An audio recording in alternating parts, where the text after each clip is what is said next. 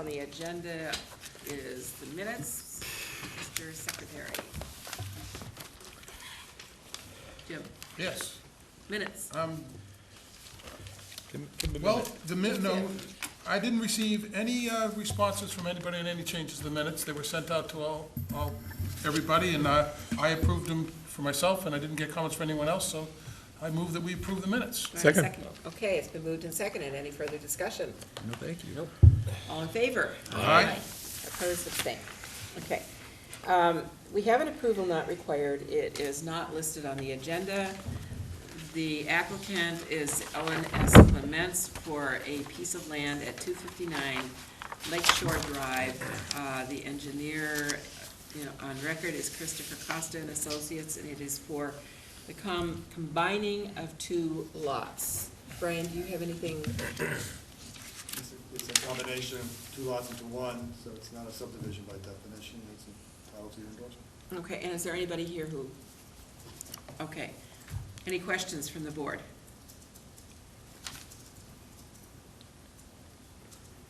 Okay, could I have a motion? Moved. Approve it. Okay, second? Second. Okay. All in favor? Aye. Opposed, abstained. And now we move on to a decision. The applicant is William Fender and Florence Richardson. It's a site plan review to raise existing building and construct two duplexes for 4 residential units on .43 acres located at 27 Elm Arch Way, Falmouth. And we have a draft motion. Who wants to read it? I'll read it. Okay.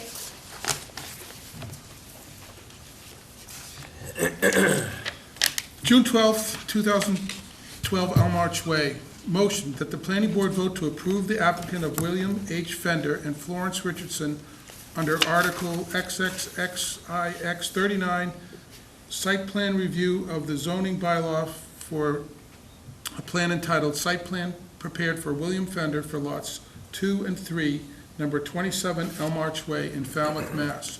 4 sheets prepared by Holmes and McGrath dated March 29th, 2012, revised April 23rd, 2012, scale 1 inch equals 20, with the following finding and conditions. Findings: the applicant proposes to construct 4 residential units with associated parking and drainage and landscaping. This site is served by municipal sewer, and a sewer connection permit is required from the wastewater division. Elm Arch Way is a public way, and the street opening permit is required for the from the engineering division. The board finds that the drainage structures will be located within the public right-of-way and shall be installed per condition number 2 below. The board finds the site lighting details have been provided. Conditions: the plan shall be constructed as approved. Any changes shall be reviewed by the planning board to determine if a modification of the decision is necessary. Pursuant to Section 240-183B of the zoning bylaw, no permit for full or partial occupancy shall be issued until the planning board is satisfied that the conditions of this approval have been met. The drainage system shall be installed to conform with the town's standards and shall be inspected by the DPW Engineering Division during and after construction. Ultimately, the drainage system will be owned and maintained by the town upon completion and acceptance. Second it. Okay, it has been moved and seconded. Is there any discussion, or does the board have any questions on this? Nope. Okay. All in favor? Aye. Opposed? Abstained. That was easy. My goodness, we might beat a record tonight. Don't say things like that, do you? I know, I curse it when I say something like that. Let's talk about those Germans. Yeah, right, all night. Okay, next on the agenda is the intersection improvements project, and Brian, there were some questions raised by Ralph, I believe, last time, and Brian is prepared to speak to that. So you have a copy of the plan in front of you. It's a construction drawing, and I have a reduced copy of it here. You should have copies on the table in front of you. And these are the actual 25% design drawings that were put together by Green Pedersen Inc., they're our consultants on this project. Even though it's a state highway, the town is actually doing the design work. And if you look closely, you'll see, and you realize there's a lot of detail on this, but that's how the Mass Highway, Mass DOT, that's how they like things. And when it goes out to bid, no detail is left off, because change orders are never anything good. But you can see that the design team has come up with a scheme of curb cut details and rounding of the radiuses. This is the Davisville intersection at Old Meeting House Road. I guess the board had some questions about. And you can see that the existing curb cuts that are there today remain somewhat, but in some modified fashion. That you can see that the design team has put together a little more restricted curb cuts. They've added, we see SEMCON, that's concrete cement. R and R means remove and reset. REM means simply remove. So the acronyms there you see at these curb cuts. SHLO means state highway layout. Just so you get the lingo of what's on the here. WCR are wheelchair ramps. And full depth construction means from subbase up to finished grade is where they proposed to make those changes. And SAW is your saw cut, where they cut the existing concrete. Just so you have a little background here of exactly what the plan means. I wasn't at this design hearing, but I guess there were some issues raised by the association, the neighborhood association, and I know Ralph had some questions with regards to the design or some comments with regards to the design. I don't have that exact detail. I know that Doug here was at that hearing, might have some background for the board. But right now, Ralph asked us to be on the agenda for discussion purposes, and if you want to inform the Mass DOT about how you feel about this, then we can still write a letter, or through our design team, make sure your thinking on this project is known. But with that, Madam Chairman, I would defer to Doug for his background. Okay, Doug. Well, so I wasn't actually at that meeting. I was at the one previous, but one of our Village Association members was there. Scott Thrasher was able to attend, and he represented us with his concern about especially the one curb cut at the bank closest to the intersection, because it's really used a lot as a cut through for people trying to avoid the light. And there's a school right over here, and a lot of kids are coming and going a lot. And also there's a daycare in this CVS facility. Yes. Right. So there's a lot of little kid traffic, and when the guys are cutting through here, it creates a danger for that. So that was a big one that we were concerned with. On that point, wouldn't the widening of the road at that point make it easier for people to make right turns while other people are going straight through, and therefore mitigate the perceived need to make that cut through? Yeah, it's supposed to help. That's the idea. But a lot of people like to cut through anyway, so they're probably going to still do it. Do you really need that third?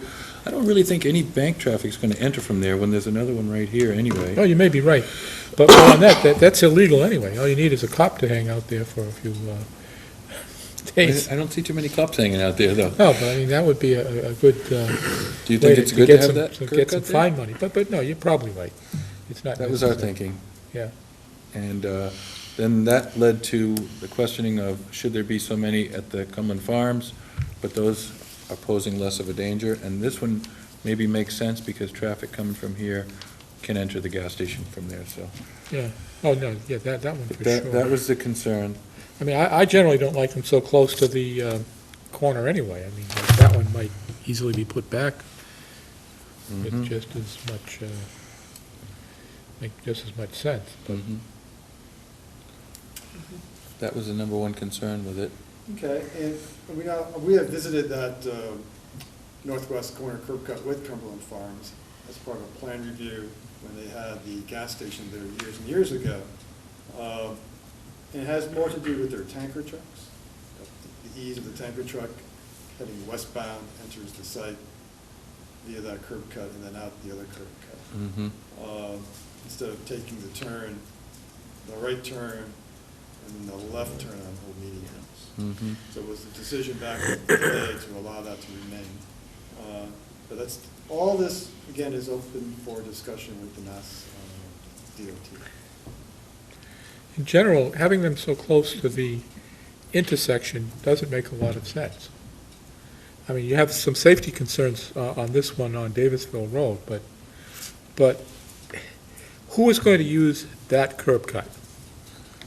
The only people that would be likely to use it are people coming down Old Meeting House, and I'm guessing it's a low volume. Or people truck. coming up Davisville Road, they're going to make a left turn. But there's a cut here. Right. It's Well, better by for the them. same token, people coming up Old Meeting House would be much better served by having a curb cut here. That way they don't have to get in the line of traffic. One thing that really causes people to be frustrated is they're going to make that right turn into here, but there's 5 cars backed up there and they've got to wait for the red light. Mm-hmm. And then when somebody's coming in here, somebody's bound to stop there to let them turn in here, and there's even more backup at the light. Whereas if you had that further back for the people that use it, it's nothing to take the right turn and go further down. You're not held up by anybody, but it just makes more sense to have them further back from the intersection. Right. Well, that's This one makes sense because of, like what he said with the gas truck. Jim?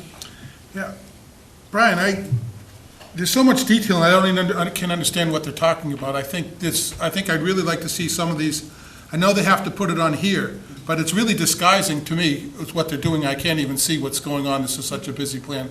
I would simply like to see what's existing and what's proposed, the lines change without all the detail, and then have the detail which we could look at later, but I can't see through it. It's just a mess of lines to me. I don't know, I can't, Richard's done a great job in actually seeing what's underneath all these things, but I can't even figure it out. Well, the lighter colored lines are the existing. that's because No, I flunked out but of art school.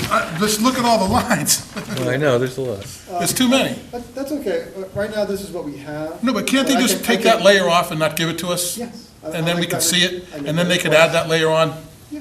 like a different sheet? Right, for now, this is what we have, but if in a future meeting, you want to see a less detailed plan, I'll put that request in and try to get it. Right now, I asked for the design plan, this is it.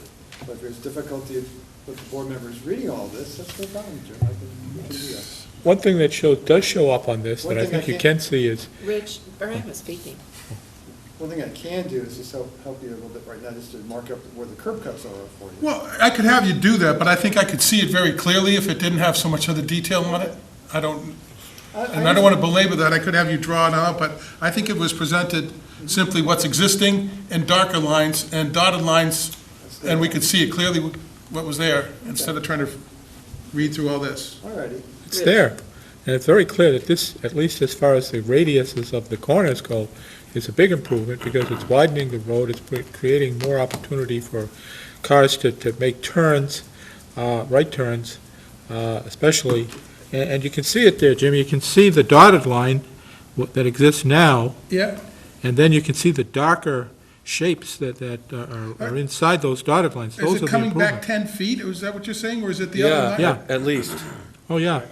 There's some Well, good I mean, widening. that's a great improvement if that's the case, but I'm just Yeah. confused by all the other stuff that's there. All the verbiage, just ignore that, just look at the shapes, and that's all. So they're actually bringing this corner back, it looks like almost 10 feet. Yeah. That's about right, and more on the Cumberland Farms corner. Yeah. And they're bringing back on Mr. D'Addario's property, you can see. It would be a lot easier to see without all the other detail, but Understood.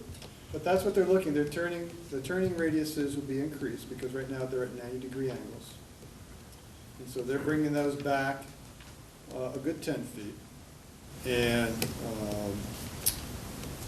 instead of hot mix HMA sidewalk, hot mix asphalt, Yep. they're putting in Portland concrete cement sidewalks. end of the grant review.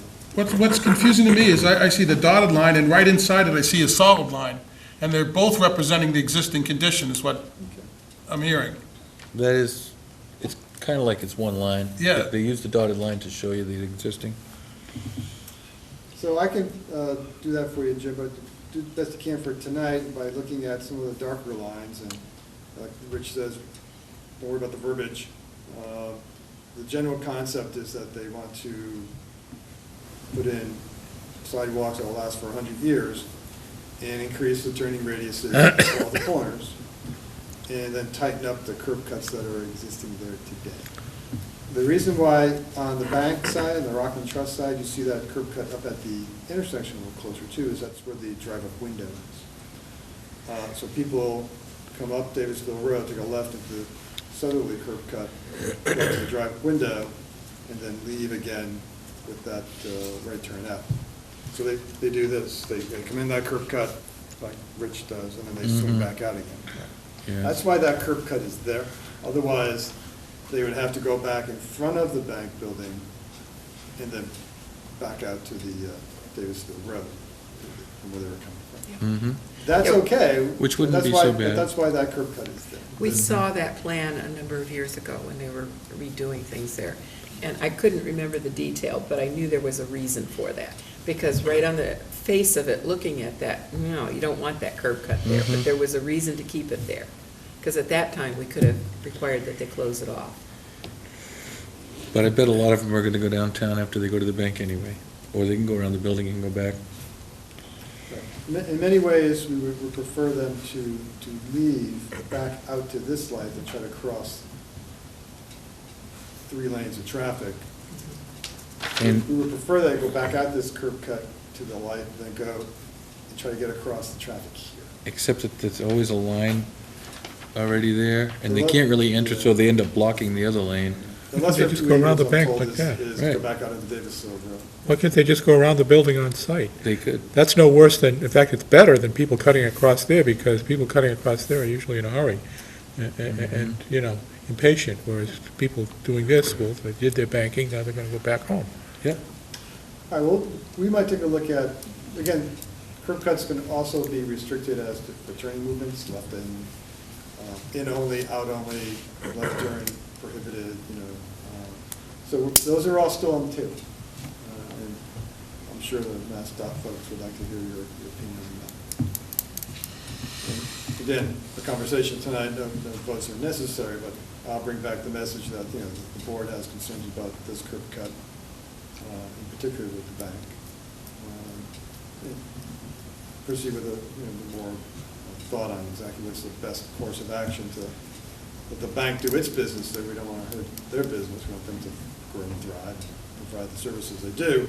Well, at the same time, it's a $2 million intersection upgrade. And you never know what they might say. They might agree that it's dangerous. Yeah, again, we've conversed with the bank, we've conversed with all the property owners here before this went out to 25% design, trying to get their thinking and thoughts, and we'll go back again, so look, we're thinking about restricted access here. How does that help or hurt your business, and go from there. How does this affect the crosswalks that are there? Because now you've got a further distance going across, and they currently go right next to each 90-degree part of the intersection. So they're going to get moved back? Or how is that going to be handled? Wherever you see the wheelchair ramps, Yeah. that's where the crosswalk is gonna go. All right, so up at the intersection, you'll see crosswalks, wherever you'll see the, So way back by the first entrance to the bank, right. Okay, that's right here. Where? Well, right now, those details aren't shown on this plan, but usually speaking, crosswalks go up to the point where someone who's in a wheelchair can utilize the crosswalk. Mhm. So don't look for the crosswalk details on this plan. Just Yeah. At those points is typically where you put the crosswalk. But the wheelchair designation is REM? It's WCR. WCR wheelchair Yeah. ramp. And you'll see the little tactile information there. But that's usually where you see crosswalks. Oh, right there. Right. And where's it on the other side? On Davisville, they're not lined up, so they might need to No, but how do they get across? I don't see it. think about that. Okay, well, I can get that detail for you, a little bit crosswalk detail. One question, Brian. I can read granite curb, but what does prop mean? Proposed. Proposed. Oh, proposed. Okay. Okay, so I'm assuming you'll get some comments back, and this will be up for discussion at another time? Yeah, I'll try to get a less detailed plan, some additional information on crosswalks. Think about some of these curb cuts. This was a site plan review. There was a site plan review for essentially all four corners. And this is the time to really plan out how it is that you want this intersection to work. State intersection, they have jurisdiction over it, but here's an opportunity to hopefully weigh in on exactly, because you have the local knowledge. You know, GPIs from Stoughton, our colleagues from Mass Highway are up in Taunton.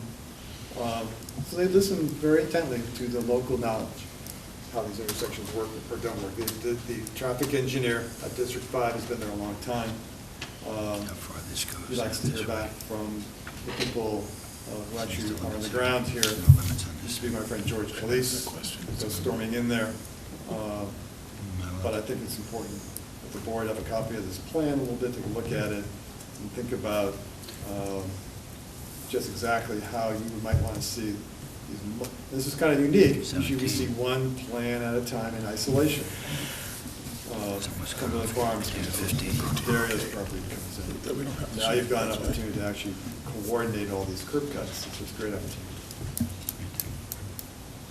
So if there's any other question, I didn't want to give you one of these. Yeah, I know. But what I'm going to try to do is scan these and send them to you as PDFs. You get them on your computers, and if you want to zoom in. Blow them up, yeah. Blow them up, you'll have those too. And we can have these on for discussion fairly soon, because the design team is going to be moving forward here. The idea is to have this up to full plan specifications and estimates to bid out in January of 13. So there's some time, but, you know, time flies. So are there any other questions on the details here, on what these things mean, or? Paul? It'd be helpful to see the continuation sheets, to see where the limits are in the project. The limits are shown on the western part of Route 28, but it says continued sheet 15 over here and sheet 17 down here and someplace else up north. So it'd be helpful to see Pat's got the those. stash under here. We have them here tonight, underneath Pat's pile of plans. We just didn't have, unfortunately, we didn't have time to scan all the detailed sheets, but we do have them, and when we do scan them, I'll make sure you have the continuation sheets too. There's continuations of this work on all four approaches. I'm sorry, on the Old Meeting House, the westbound approach, and Davisville Road, there are some continuations of the work. It does go down to the school, the first curb cut of the school. I'd just like to reiterate my concern too about the curb cuts in the northwest corner, because there's 3 shown now, and the one closest to the intersection I think could be problematic, and I would suggest you take a look at that. Because you don't want someone coming out of there trying to turn left with the light and everything else. That's going to be a real problem. So that's awful close to the intersection. Generally, that's a hazard. Right, that is being proposed to be in only. No turns whatsoever out of that intersection, out of that curb cut. But we'll make sure that that message is loud and clear. So it's going to be in only? In only, Yeah. No exit? no exit. How are you going to enforce it? Yeah, you're They right. come in here too. I'm in there all the time. I'm sorry? How are you going to enforce it? Public conscience. That's awful. How about those things that they have at the airports with the, You'll lose your tires. Yeah, that's a good one. Yeah, we'll throw down some stop sticks. How's that? He's here. Oh, So jeez. we'll see what happens with that. But a no exit is, I'm sorry, no Has he got a chair? entrance No. No, Look, no it's exit. over there. I'm just gonna sit down here. Hey, Ralph. Okay, I'll just sit down here. he's got it. Okay, we go on to the LCP goals and policies on energy, Just water and finishing up on the intersection. sewer. Okay. I don't know, did you want to see anything on the intersections? We just got finished with looking at those. We And did talk about the put curb cut comments at in the on. bank closest to the corner. Was there another one that you were concerned Yeah, about? it was across the street. That's Ralph. The curb cuts on, are you talking about Davisville? Right. Yeah. Yeah, it was the curb cut, it was the curb cut, and it's this one, Right. this one here. And that was there because of the delivery trucks, the fuel delivery trucks. I don't know why it was there, but are they saying that they have to have it to service, to I service assume it? they're saying it's easier. Yeah, one of the things we're looking at with that northwest corner, Ralph, is that when fuel trucks make their deliveries, they enter here, offload, and come out this curb cut. So right now, the proposal might be, that's on the table, is that it be in only, no exit from that curb cut northwest. Okay. How does the fuel truck exit?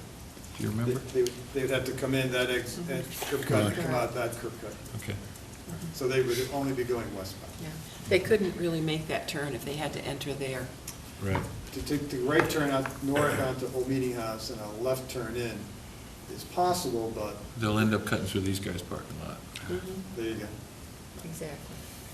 Or going down the road, around, way around, whatever. But did you have anything else? No. that was I concerned? don't know. Okay. I had mentioned All right, that so was the a problem northwest with our village and association. crosswalk details. I'm sorry, I did, how about, we were gonna negotiate something about this island here, try and work something out to remove that island for the, I know it's outside the DOT's purview, but I thought we were going to do something with that. Yeah, I think we were going to simply discuss it with the property owners as part of the landscaping effort. Right. This is going to be two phases. There's going to Okay. be a construction details for the traffic upgrades. Then there's going to be a second phase for the landscaping improvements. There's about, there's a considerable amount of money set aside for that design effort and the construction. We were going to try to do it simultaneously, but it just turned out to be a little bit too cumbersome. Once we know the exact construction details, we can go back and see all four corners of the property owners and talk about we call them enhancements. And I guess the landscaping, street furniture, making sure that the signal box is landscaped appropriately on the corner here. It's going to be a lot smaller too, the control box. Those landscaping details at that time, Ralph, will be addressed. Yeah, okay, all right. Did you have anything else? No, I don't think so. Okay. Did you hand me an agenda in front of you there? Thank you. Brian, could you summarize the anticipated construction schedule for this intersection? Right now, they're looking at bidding the job out in January, so. 13. Oh, 13, yes. I think it's 90 days for receiving bids and then getting all the contract documents in place, so you're probably looking at a notice to proceed sometime in May. My sense is they'll be doing work outside the travel lanes first, because there is a summertime exclusion for construction or roadway construction on Cape Cod. You don't really want to start messing around with this stuff in July. But my sense is there will be at least one season, probably a shoulder season, when there's never going to be a good time to tear up the road. But we'll try to coordinate it so it's as quick as possible. You're probably looking at a construction starting up in May of 13 and completing in May of 14. Because there'll be a long hiatus there. Does the state provide incentives for early completion? On a job this size, probably not, but I know there are penalties for being delayed. usually the bigger jobs, on the bigger roads, they have incentives, but I'm not anticipating one here, I'll ask. Anybody else have any questions? Okay. So we'll move on to the LCP goals and policies on energy, water, and sewer that we're readying for the November town meeting. And all of our comments from the last time have been incorporated in what you see in front of you. The changes are underlined, so you can easily spot what the changes are. Is that mine or is that Pat's? That's fine. I'm sorry, Ralph, Share this one. You didn't think I was gonna be here? I was told that. Yeah, okay. Yeah, Yeah. Okay, I'll just look at with Doug. So I'm looking to see if you have any further comments on this, or it's good to go for public hearing at this point. Have an extra copy. Oh, okay, thanks.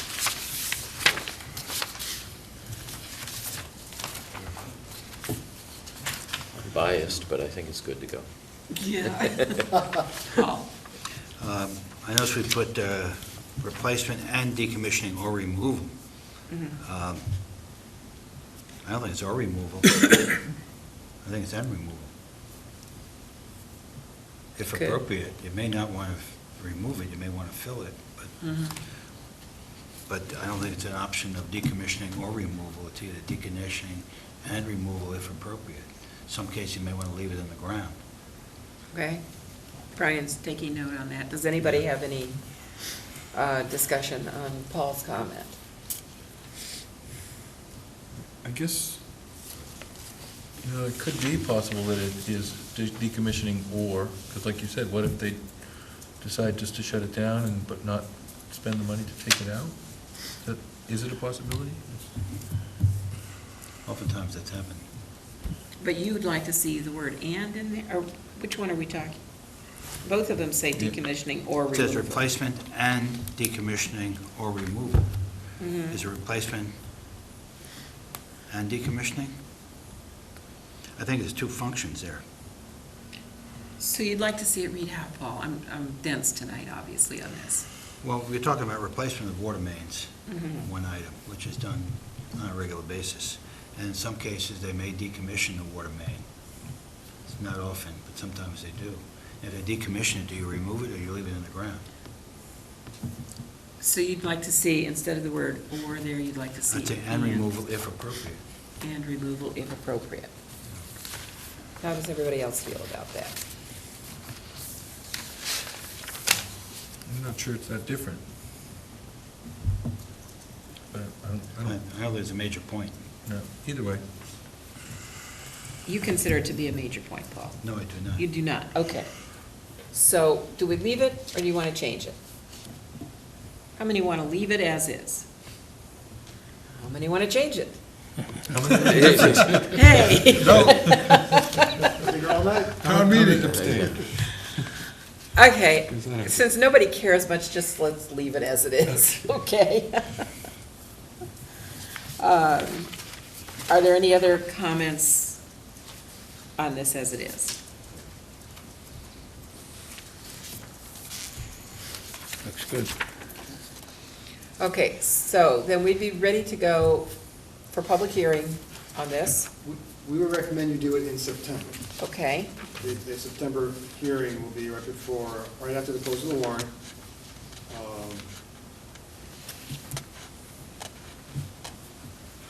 I just lost my train of thought. It'll be right after the close of the warrant, and you can focus on other matters in July and August. I think also sometimes at the end of after Labor Day, you get more attention. Yeah, and I think at this point, since we're all in agreement on this, it's time to send it out to the participants to look for their comments and potential action items to add to it or not. You- Right, that also gives you time to put this out to say the various working groups that are out there. Some additional comment before you go to them. Yeah, because we did pull in a number of people to talk to and got their input on it. So now that we like what we've got here, it really is time to send it out to them. I don't know that we'll have substantial comments, but we might, you never know. in which case we'd have to reconsider what we're doing here tonight. Jim? I would like to have a chance to discuss it again amongst ourselves after we get those comments from the Oh, other yeah. people before we present it for public discussion. Because if we might clean up some of the, we might as well get the input from everybody else and get it right, and then bring it out for the public. Yeah, I'm assuming that we will. So we're gonna do get that. another shot at it, that's Oh, yeah. okay, that's okay. Yeah, we won't actually advertise until probably late August for September. And we can make changes up until then, as they come in. Yeah. We'll Okay, vet fine. these out. Okay, I thought it was gonna be boom, boom. No, for right now, Fine. we 7 members are pleased with what we have here. We'd say, okay, fine, we can send it out for public hearing now. But I don't want to do that until we get the input from the people that we talked with. We do not have to adopt any of their comments that they make, We can hear it. but we can hear them. We need to. We may be way off base on 1 or 2 of these comments. I don't know. They were generated because of our interviews with them. So I think it's important that we do hear from them and then bring it back and see what they have to say. Yeah, Ralph? So, Brian, we're going to have the hearing after the warrant closes. So then what will be on the warrant? What are we presenting to town meeting in the warrant then? What you'll have is this draft, subject to any changes you get from the working groups, that you then submit to the warrant at the end of August. The warrant closes first week of September. So you will have had to make a decision by then to put this in the warrant and hold a hearing. No different than you would a zoning ordinance, to hold a public hearing. My sense is when you hold your public hearing, you may get some additional comments, and you can either say yes, no, maybe, and you can go to the town meeting. So make an amendment on town meeting floor, you mean, if we chose to what is going to be published in the warrant? If in fact you had such a lengthy discussion, you could make a decision prior to the printing of the warrant, it'd be on town meeting floor, but usually if there's a change or such, it's something that then goes, you vote, it goes into the warrant book, and then the motion on town meeting floor is as recommended, not as printed. Yeah, okay, all right. But my sense is, if you get a lot of comments on this back in July and August, right now, there's no vote to have a public hearing in September right now, so that's probably what you want to do. If in fact you get a lot of comments on this and we'll work on it some more, you just don't put it into the warrant. So we've got time. Okay. But I don't think you want to have a public hearing, then put it in the warrant. I think you want to have that out there in September, because that's when you get the most attention from the folks. Oftentimes, you don't get the participation, I think, that you normally get. If in fact you just put it out there as a public hearing, you'll have to close the warrant. Okay. Jim? So this is, I mean, at the last precinct meeting I went to, they were questioning why there were so many changes, in things that were put into the warrant. So basically, we're planning to make changes on this after we print the warrant. Right now, hopefully, you've had this document, you've discussed amongst yourselves, you've had subcommittees, lots of meetings, you've met with the Department of Public Works, you've met with a lot of folks, talked to a lot of people. Now you've got it down to a final form. You're going to vet it out once more to those working groups, Right. Department of Public Works, those people who have an interest in those such matters. And if you're happy with your document, place it on the warrant. And then You do can public have- comment.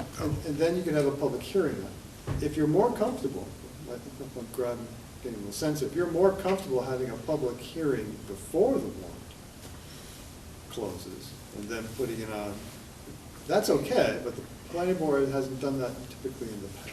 But if that's something you're more comfortable with, that's fine.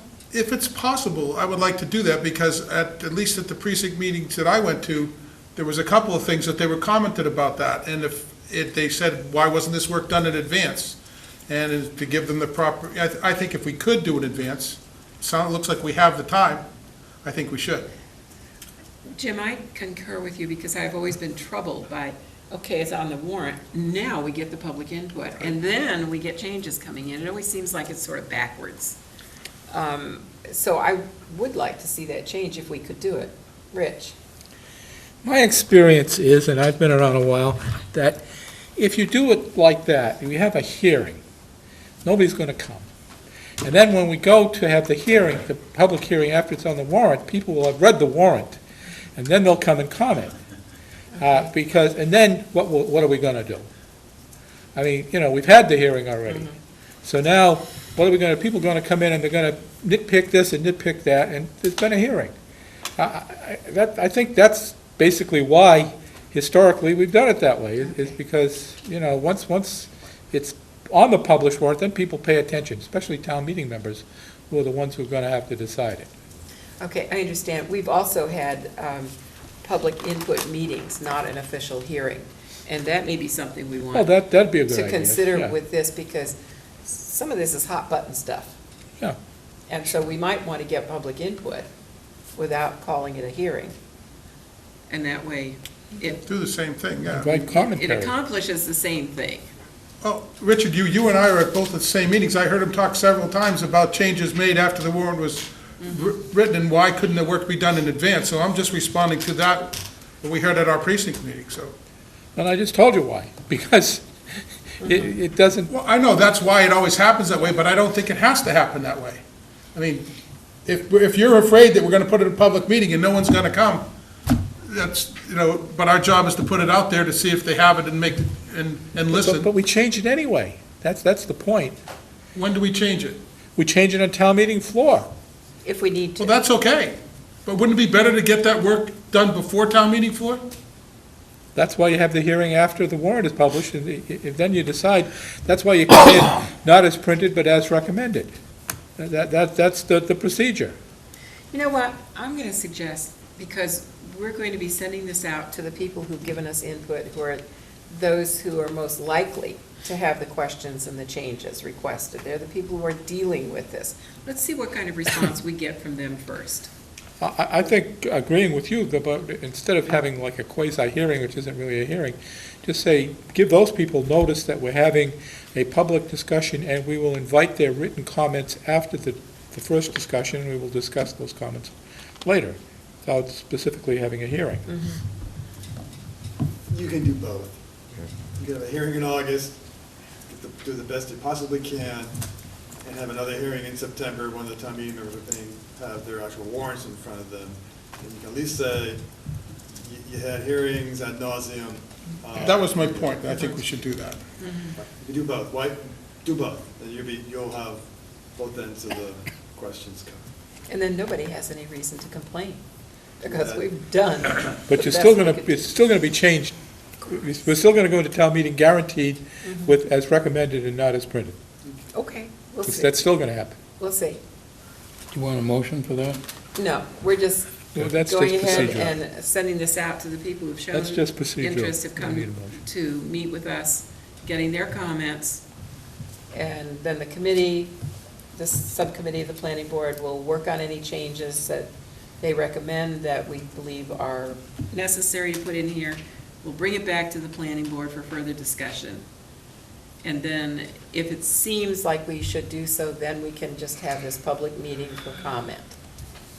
And let's wait and see what kind of comment we get from the people who are really concerned with the workings of this. And at the same time, I think we will solicit some action items, because I always get comments, okay, well, what good is this? What's it going to lead to?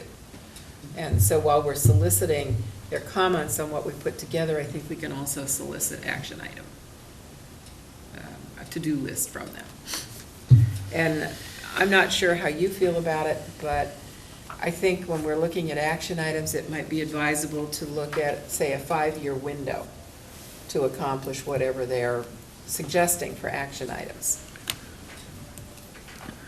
Although we're looking at the basis of this to be 50, perhaps 75, perhaps 100 years for the goals and policies. The action items are of necessity much shorter in duration. So I think if we could give them some sort of a timeline guideline, it would be beneficial for what we get. So, okay, if there's no further discussion, does anybody have a committee report that they wish to give tonight? All right, so now we move on to the correspondence, and we do have a covenant here that, excuse me, that has to be signed by all of us. Brian will, only 4 of us. Quorum. Okay, well, any Have to be a particular certain 4? form? Any four will do. Any 4, okay. Brian will describe what this is about, because this goes back in time, and most people here may not remember what it's about. It's Jose Silva and Maria Silva.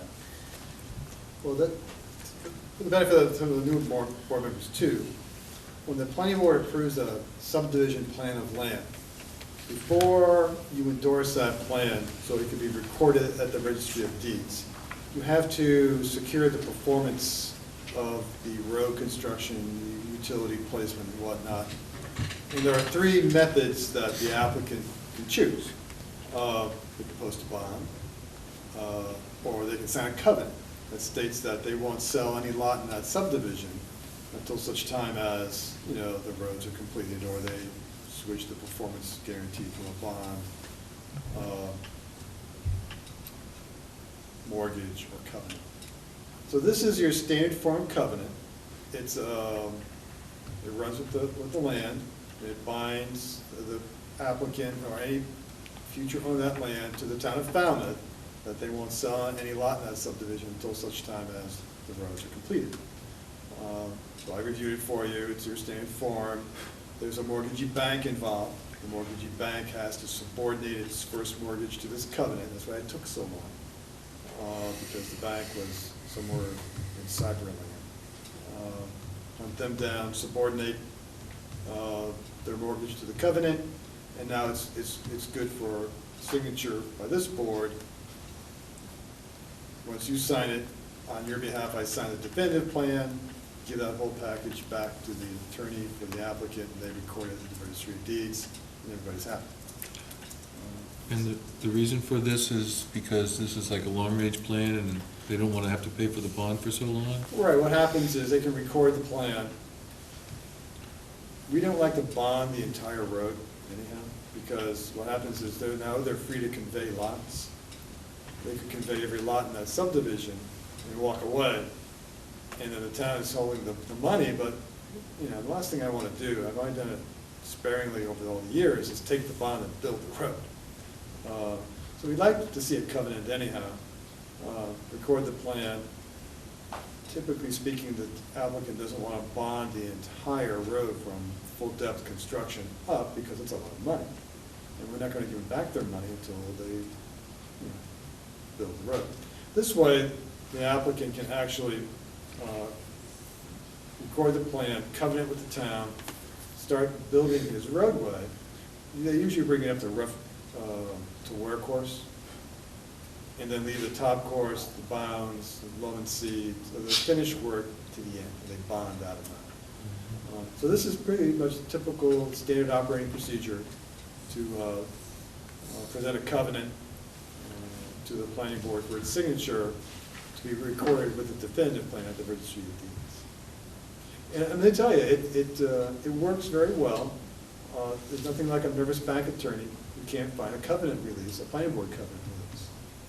That's why sometimes, you've seen a lot of them, but some of the board members remember a lot of these confirmatory releases, that they can't find it or didn't get recorded, and we're at the closing, and oh my God, the bank is, you know.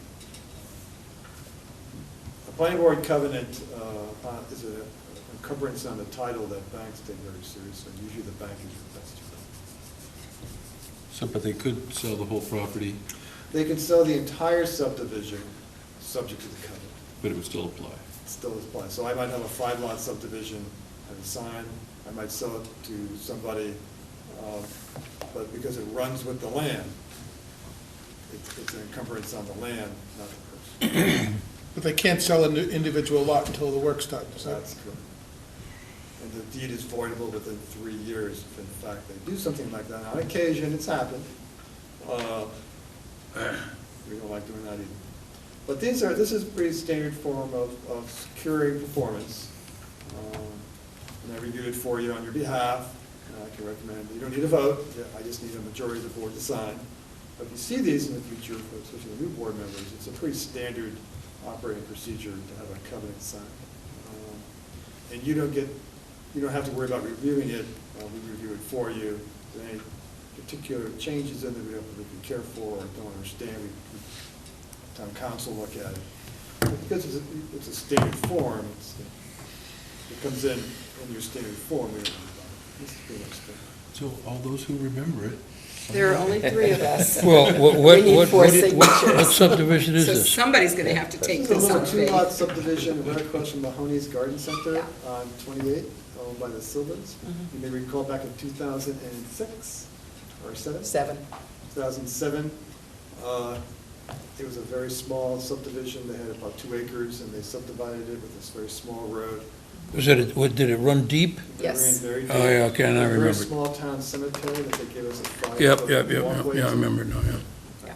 And one of the reasons it's taken so long is that they had to subordinate the mortgage on the property to that covenant. It just took a while to find a bank. And sometimes these things just, people get their approvals and they sometimes languish, but my understanding, talking to the applicant's attorney, that it's very difficult finding the bank to subordinate their loan. Right. So, Pat, you and I and Rich, and then one other? Jim says he will. Okay. Any 4 can do it. Any 4 can sign, you don't have to be Okay. members present and voting for the subdivision. Any 4 members can sign. Because we're just acting to release, on behalf of the town, we're acting to release the covenant. There are 2 copies there. that You're we actually signed. signing the covenant for recommendation. Yeah, there's 2 copies. Sign both? Yeah, sign both, because what happens is, we give the Mylar for recordation purposes back together with the covenant, the original covenant. I can't tell you how many times it gets lost. And the bank's attorney goes, do you have an original covenant? Yeah, we do. It's here in the file. So, Releases too. We always keep a spare original. because we have so many new members who haven't had experience with this, it's kind of freaky when you're signing a legal document without an understanding of what it's about. Brian very kindly said he would explain. Yeah, you don't see a lot of subdivision plans lately, but believe it or not, you're going to see. We have some people inquiring about some subdivisions. Good. Okay, so we're going to move on I'll give you my legible to signature. new business. Does anybody have any new Otherwise, business I'll they wish sign to it take like up this. next time? Ralph. I do. Okay. So I read in the Cape Cod Times, I think it was Cape Cod Times this week, that Cape Cod Commission considers us kind of a little behind on the land use plan, and also that if we had a land use plan in place, that our planning board could review projects up to 40,000 square feet, and they wish we would do that. You got that from the Cape Cod Commission? It was in the newspaper, and it's something that we talked about. I'm trying to think whether it was 3 or 4 years ago. We had the couple or 3 members from the Cape Cod Commission here talking to us, and there was, they were pushing their land use planning Absolutely. mapping. Right. Yeah. And, right, and they wanted us to do that particular thing at that time that would enable up to a 40,000 square foot building if we passed such a thing, without having to go to the Cape Cod Commission. And I do not remember the details at that time, but we said, no way, we are not interested in it. I just don't remember the details as to why we didn't do it. We'd have to go back and look at the notes, or Brian has extremely good memory about these things too. And yeah, he was here while they were presenting that. And we Remember, it was wouldn't- a slideshow. And we don't have to take up to 40,000, but we could choose to. The benefit of doing that, as I understand it, is that it would make it easier for an applicant who wanted to go to 10,000 square feet or larger. Right now, we automatically refer it to the Cape Cod Commission for their action on it. We then would not have to refer it to the Cape Cod Commission for action. Unless we felt we needed the help. Yeah, and don't know the benefits or the drawbacks. I could say, okay, let's let the staff give us a report on the benefits and the drawbacks, if you want to bring that up. But I will tell you that we did look at it a number of years ago. I think we should consider it, because I think it'd be a good thing to discuss anyway. You know, we're talking about, we don't have enough industrial land, and we have some needs. We can revisit the issue. I know Paul Lizwitzky, the executive director, had a visit with the Board of Selectmen. He's quoted in the paper. I'm going to be talking with Paul Wednesday afternoon at his office, and I'll get his thinking on the matter. And I'll bring it back to the board. If you'd like to revisit the question, we can revisit that. Bring the new board members up to some of the details about the vision mapping. What that doesn't automatically mean that you can have a 40,000 square foot DRI threshold. That's another application process. That's up to the commission to approve. There are pros and cons to the vision mapping. At the time we discussed, and at that time the planning board said, well, we'll stay with the status quo. 9 out of 15 towns have vision maps adopted by the commission. I think perhaps you take a look at the vision map first and decide what it is you want to do. A lot of the down Cape towns, it's just a map for natural resources. It's not a map for economic development purposes. Hyannis, Independence Park, areas in Sandwich, Buzzards Bay, have worked with the commission to these vision maps. I'll find out whether or not they've actually applied to increase the threshold. Okay. That's another ball of wax, a very lengthy application process, and a lot of staff work. But if it's something the board wants to make a priority, you know, we can look at the program budget we discussed with the program budget. Something will come out of the program budget with vision mapping. But I'll be talking with the commission and its staff Wednesday and get their thinking. What I think the newer people here who did not see that presentation, which are a goodly number of you, the idea for the Cape Cod Commission's vision mapping is so that you could just plug in, okay, I want to see this, and then I want to have it overlain by that, so that you could get an overlay picture of where the wetlands are versus where the lots are versus where proposed industrial development would be. And if I'm correct in my memory on that, you have a base map and then you overlay these different parameters and you choose the parameters. These have to be developed, as Brian said, by the planning staff. It is extremely time consuming for them to do that. And so you're going to have to look at the cost benefit of that exercise. It's not just simply saying, well, okay, the commission wants us to do that. It really is the cost benefit you're looking at. How much benefit are we going to get for the expenditure of the staff hours? And what are we going to lose because staff doesn't have the time to devote to other things that we consider priorities? Because they're not going to be working 8-hour weeks to do that. So I think that's a correct description, Well, Brian, or not? There is some staff time that's needed to fill out their applications, go to their hearings, do all the work they want to be done. But as a priority of the selectmen and the planning board, all you gotta do is vote, and that's what we'll do. But you need to understand that that means something else comes off the table, because we've programmed our time with the board and the managers. We don't want to dilute our efforts. We can program dozens of things, and then the expectations are that these dozens of things will get done to the high quality that you expect of us. And what I'm saying is, I'd rather focus on quarterly things that we've been doing, and if in fact some of the visioning we wanted to do on East Main Street and the Marina District, which I've been putting off for about a year and a half, budgeted in for time here, we'll take that off the table and put this on. But I know you're going to get a letter, I'm told, from the Board of Selectmen, you know, asking us to revisit the question, and we'll do precisely what you want. But you need to understand that we'll budget the time over something else. That's all. Okay. Rich? Yeah, I know I'm biased, but I look at Buzzards Bay and I look at Hyannis, and I don't see what good it's doing them as compared to the way we're doing it. You know, the old saying is, if it ain't broke, don't fix it. If we need to do some visioning for certain areas of town on specific, goals like East Main Street, we can do it. We don't have to buy into a whole expensive, time-consuming program that covers the whole town to do that. And that seems like it would be a much wiser and more efficient use of our limited staff resources.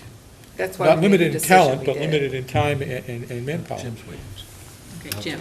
Am I correct, is the tech park already exempt from this, or isn't that part of the, do we have a vision for larger buildings, are they already approved? Is that a region where we said they could do this? Well, we have one of the first development agreements with the Cape Cod Commission was the tech park. It was the first development agreement under the Cape Cod Commission. And I'm trying to remember, it now has been completely built out. Right. Right. Doesn't mean it can't be renegotiated or anything like that. But we did a development agreement up to, I think it was 350 or 60,000 square feet up at the tech park that didn't have to go to the commission. That's another. Well, so we do have kind of a vision area where we're going to put these buildings, we finished it. Right. So, I mean, for them to say we don't have it, I think we do have it. We have it at the tech park, we're done with it. Well, you do, you have a zoning map. Yeah. That's your land use and vision map. We've been developing for the past 78 years. Right.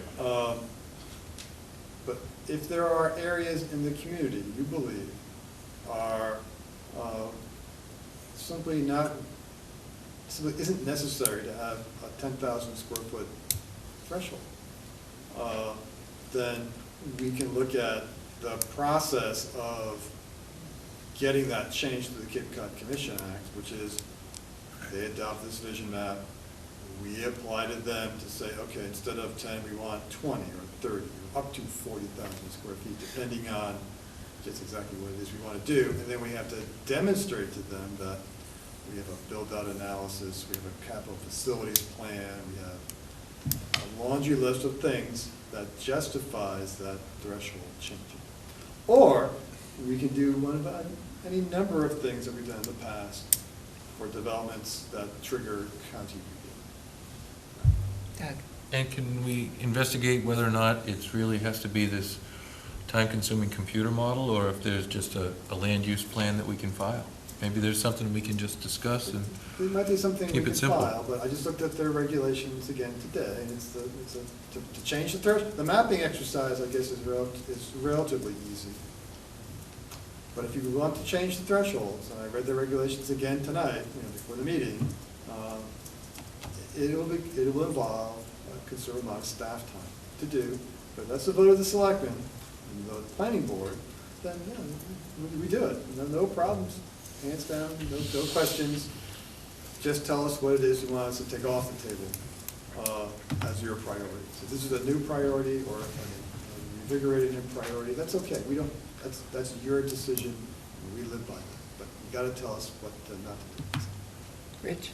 Question, Brian, what happens if the selectmen say this is a good idea, do it, and this board says, no, don't do it? Are you expecting to answer that? Well, what's I think the then legalities of this Then the situation? reality, you would sit down with the board and discuss the matter. That's my recommendation. Well, no, I understand, yes. Are As there pistols at dawn? I don't know. a practical matter, yes, but what's the legality of that?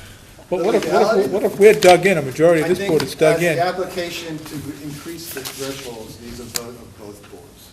so then nothing happens if, You okay, need a vote of both boards to increase the threshold. all right, that was my question. I'm sorry, this is being. It's fun. Okay, One more question. Jim? Does anyone on the board have an area where they think we should raise this threshold? Go ahead. I'm wondering if there's more land outside the tech park which could be expanded, because I know there's a lot of land out there, and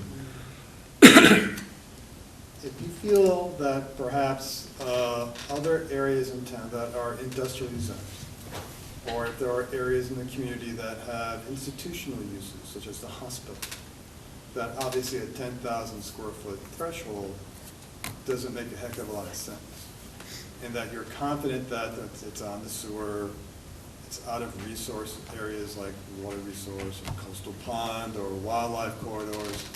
It might make some sense, and we have discussed this in the past, to take a look at the hospital area, for sure. Edgerton Drive is the poster child.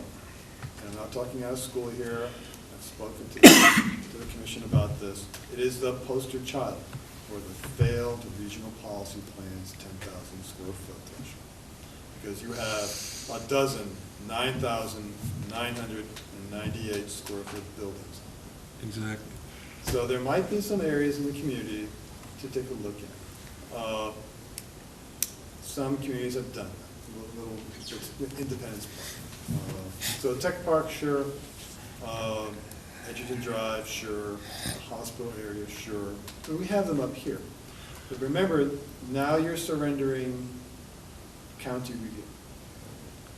And also you're surrendering your leverage. When projects come in, you have the county there as part of the review process, and believe me, it sometimes is very handy to get the kind of projects, Teledyne bent those.